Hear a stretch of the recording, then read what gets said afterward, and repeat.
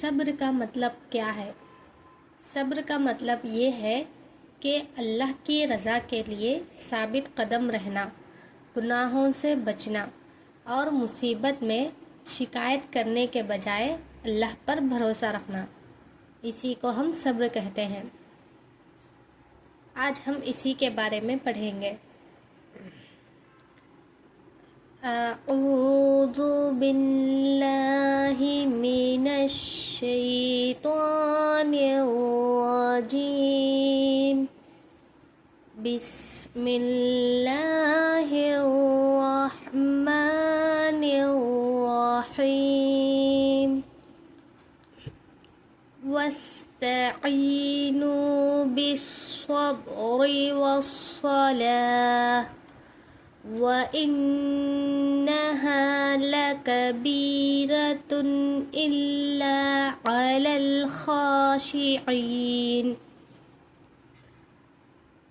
اس آیت کا ترجمہ یہ ہے کہ اور صبر اور نماز کے ذریعے اللہ سے مدد مانگو، اور بے شک یہ نماز بہت بھاری ہے مگر ان لوگوں پر نہیں جو عاجزی اور خشوع رکھنے والے ہیں۔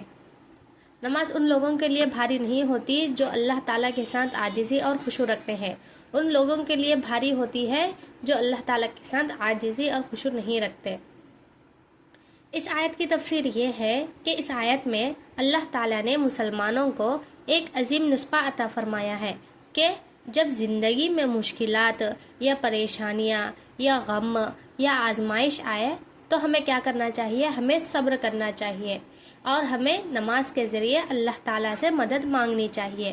لیکن ہم اس طرح سے نہیں کرتے، ہم مدد مانگنے کے بجائے، صبر کرنے کے بجائے ہم اللہ تعالیٰ سے شکایتیں کرتے ہیں۔ ہمیں یہ نہیں کرنا چاہیے، بلکہ ہمیں صبر کرنا چاہیے اور اللہ تعالیٰ سے نماز کے ذریعے جڑے رہنا چاہیے۔ صبر کا مطلب یہ ہے کہ اللہ کی رضا کے لیے ثابت قدم رہنا، گناہوں سے بچ کر رہنا چاہیے اور مصیبت میں شکایت کرنے کے بجائے اللہ تعالیٰ پر یقین رکھنا چاہیے۔ اور دوسری بات یہ معلوم ہوتی ہے کہ نماز بندے کو اپنے رب سے جوڑتی ہے، دل کو سکون دیتی ہے اور ایمان کو مضبوط کرتی ہے۔ نماز پڑھنے سے ہمیں یہ سب فائدے حاصل ہوتے ہیں کہ ہم اللہ تعالیٰ سے جڑ جاتے ہیں اور ہمارے دل کو سکون ملتا ہے اور ہمارا ایمان بھی مضبوط ہو جاتا ہے۔ اور تیسری بات یہ معلوم ہوتی ہے کہ جن لوگوں کے دل میں اللہ کی عظمت اور آخرت کا یقین ہوتا ہے ان کے لیے نماز بوجھ نہیں بلکہ راحت اور سکون کا ذریعہ بن جاتی ہے۔ دیکھیے نماز کتنی اچھی چیز ہے کہ جن لوگوں کے دل میں اللہ تعالیٰ کی عظمت ہوتی ہے اور آخرت پر بھی یقین ہوتا ہے تو ان کے لیے نماز بوجھ نہیں ہوتی بلکہ وہ ان کے لیے راحت اور سکون کا ذریعہ بن جاتی ہے۔ مثال کے طور پر ایک واقعہ سنیے۔ ایک گاؤں میں احمد نام کا ایک غریب مگر نیک جوان رہتا تھا۔ ایک گاؤں میں ایک احمد نام کا ایک غریب نوجوان رہتا تھا۔ ایک دن اس کا کاروبار نقصان میں چلا گیا۔ وہ بہت پریشان ہوا مگر اسے اپنے والد کی نصیحت یاد آئی۔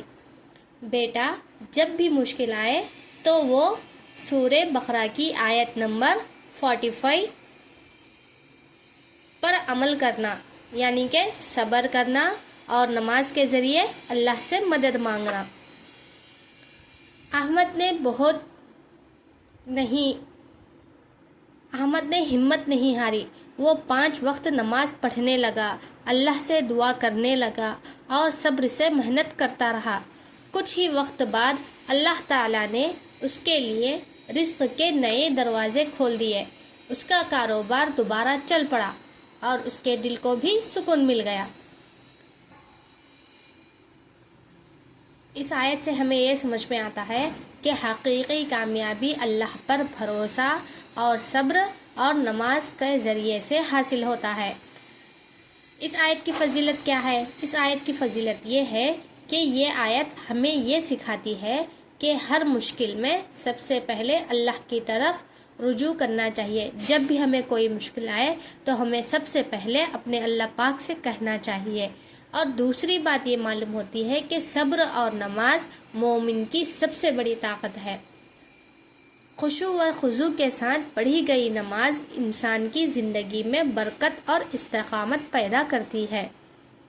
اس آیت پر عمل کرنے والا اللہ کی مدد اور رحمت کا امیدوار بنتا ہے۔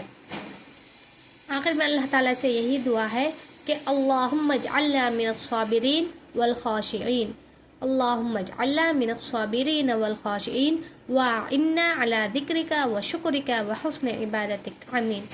اللہ تعالیٰ ہم تمام لوگوں کو صبر کرنے والے اور ہمیں 5 وقت کی نماز پڑھنے والے اور اللہ تعالیٰ پر بھروسہ رکھنے والے اور ہمارے مشکلوں پر صبر کرنے والے بنائے۔ جب بھی ہمیں کوئی مشکل آئے تو ہمیں صرف اللہ تعالیٰ کی طرف رجوع ہونا چاہیے۔ اسی طرح کی اور بھی ویڈیوز دیکھنے کے لیے اس ویڈیو کو لائک اور چینل کو سبسکرائب ضرور کیجیے تاکہ آپ لوگوں کو اس طرح کی اور بھی ویڈیوز دیکھنے کو ملے اور آپ لوگوں کو قرآن کو سیکھنے اور سمجھنے کا موقع ملے۔ اللہ حافظ۔ السلام علیکم ورحمۃ اللہ وبرکاتہ۔